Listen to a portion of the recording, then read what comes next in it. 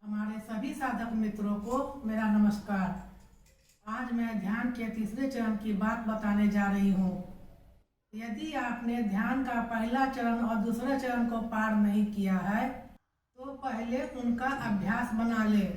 ध्यान के तीसरे चरण में आने में कोई हड़बड़ी न करें। जब आपकी ध्यान की प्रगति अच्छी तरह होने लगती है तो तीसरे चरण में प्रवेश हो जाना बहुत आसान होता है।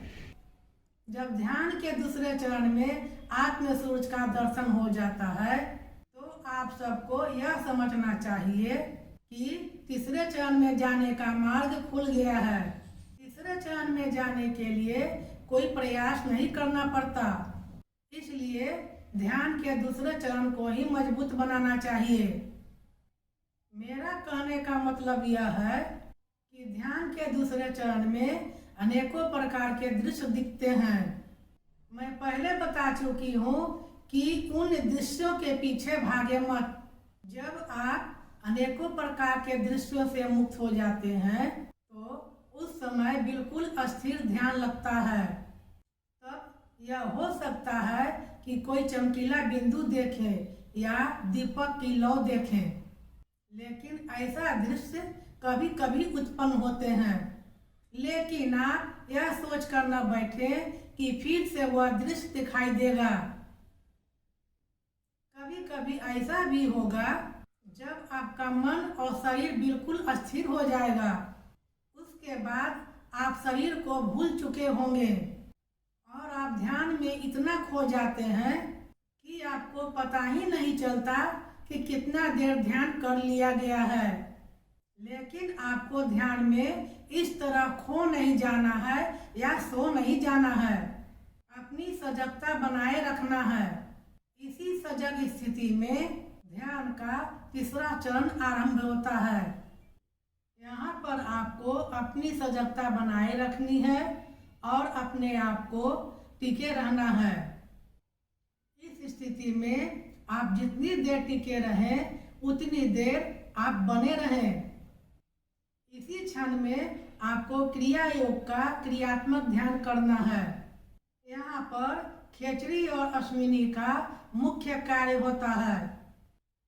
यही क्रिया करते करते आप महाप्रभु से जुड़ जाते हैं और आपको ईश्वरीय शक्ति का भान होने लगता है।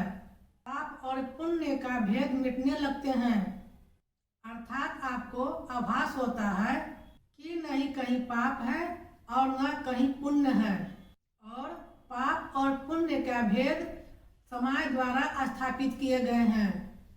जब आपको तीसरे चरण में जुड़ जाने का आभास होता है तो आप सारी दुनिया को व्यर्थ समझने लगते हैं।